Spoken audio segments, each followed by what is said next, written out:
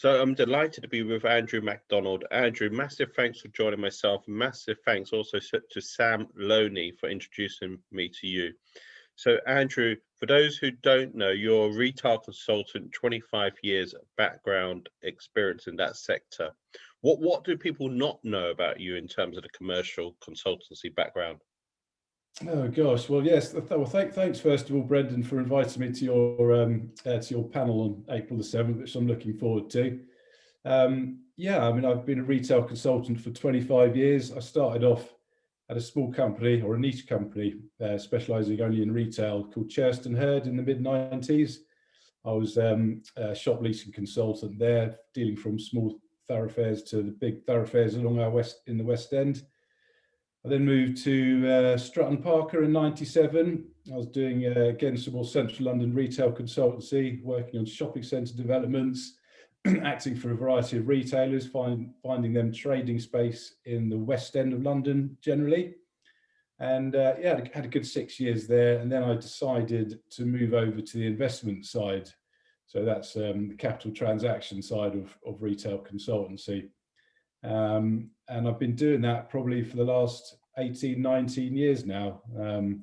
So yeah, that's a wide spread of clients I've got, from pension funds, large property companies, high net worth individuals, and primarily I've been buying and selling their freehold retail assets up and down the UK for that time. So yeah, that's my bread and butter work. I've also done work with some exciting retail brands like Box Park. I found them their Wembley site, which is going great guns, or was before COVID. And recently I've set up Tandem Real Estate, which is my own commercial consultancy, and Credo Living, which is a joint venture between Tandem Real Estate and a firm of architects. And our interest is in the changing nature of our town centres, the softening of our planning laws, and how these things sort of work together and commercial conversion opportunities. So turning redundant space in our town centres into flats and apart hotels. So it's interesting, two things. Apart hotels are fascinating. And the second thing, which is fascinating, is, do you think we're going to see a lot more box parks? I've been traveling around London over the last year or two significantly, in fact, my life. And, you know, I saw Box Park initially in Shoreditch.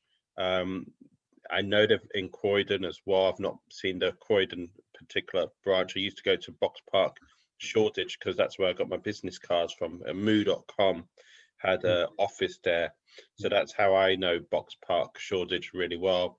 And then I went to an event in Wembley Hotel, and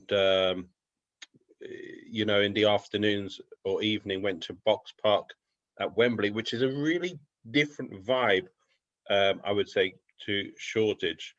And I've seen other units which use container stores. I think there's one called Containerville in Bethnal Green as well. Do you see that as a growth trend across London, across the UK? How far do you think that can go? Well, it is what people are looking for then now. They're looking for new concepts, experiences. Experiential retailing is one of the buzzwords, isn't it? And it's just a different vibe from our traditional, often quite boring high streets. So it's an experience which you can't get online, of course, and it's interesting and new. Now, how long it remains interesting and new for, I don't know, but they'll continue to evolve. But what you do need behind it, and what Box Park do so well, is the owner, Roger Wade, who's got a real feel for it and knows his customer base, and can put on great events and actually create a good vibe. Whereas I think if you just set up some boxes and got retailers in and left them to fend for themselves, it probably wouldn't be the success that the box parks have been. So they do really need to be carefully curated and well managed and up to date, and offering the right events in the right hands, really. So in the right hands, they'll continue to do well. Yeah. In the morning events which I've done, I think on Clubhouse as well, a number of times people have mentioned the importance of leisure and how, well, of course, leisure is not active right now during this period, but a resurgence of leisure in terms of different activities going forward. Now, you've mentioned apart hotels, which may fit under leisure or may not fit under leisure, but where do you see apart hotels? And the second question is, where do you see leisure being important? Because Susie, for example, Susie Carter will be joining us on the 7th of April, talks a lot about niching and micro niching as well. Well, apart hotels offer something different to what's currently in our town centres. They offer longer stays, a closer to home experience, and I see them as a potential gap for potential fillers of gaps in our high streets. So, you know, the upper parts of big vacant units, or even department stores and such like, they seem to be potential natural solution for those. And also they do seem to be, you know, the operators behind them seem to be quite entrepreneurial, quite design led. They look exciting, they look interesting, and it's just something else which will come into our town centres to bring a bit more interest and a different feel. You know, at one stage, at one end, you've got the sort of Travelodge and the Premier Inns, which, you know, people stay through convenience, not through any sort of desperate pleasure. But then you need something in between where you can come and stay for a little while or a longer while, but actually enjoy your experience there. And that the apart hotels seem to have the potential to plug that gap, I would say. And you views on leisure being extended, possibly more golf centres indoors, or Yeah. for example, Flight is, I don't know if you've heard of Flight or Bounce. Yeah. Where do you see leisure going for the high street? Do you see there being a growth, just what it is at the moment, or it's hard to say? I think, I mean, a lot of it's going to depend upon how we exit from COVID, and I'm confident that in a year or two we'll be, you know, have a large degree of normality, and you know that's going to give the leisure operators the space to grow again. I mean, the buzz phrase coming out over the last couple of years, or before COVID, at least, was or is of competitive socialising. So that started off, you know, years ago with elbow rooms, you know, the pool operator. Oh, I love the elbow rooms. Yeah, it's a good night out, isn't it?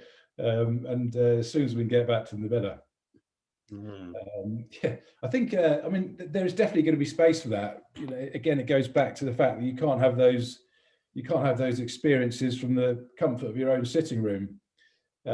So people come up with new ideas, new initiatives. I mean, before COVID, there was, you know, some interesting ones like Canadian axe throwing coming out, and trampolining, you know, rock climbing, golf, darts, you know, ping pong. It's all, you know, they're all coming through, and more will come through as clever entrepreneurs come up with bright ideas. And I cannot see that going anywhere but forward as we come out of COVID. I think it's a great use of, you know, potential vacant space in our town centres, and gives people, you know, an option, or sort of a wide range of options over and above just general night out in the pub.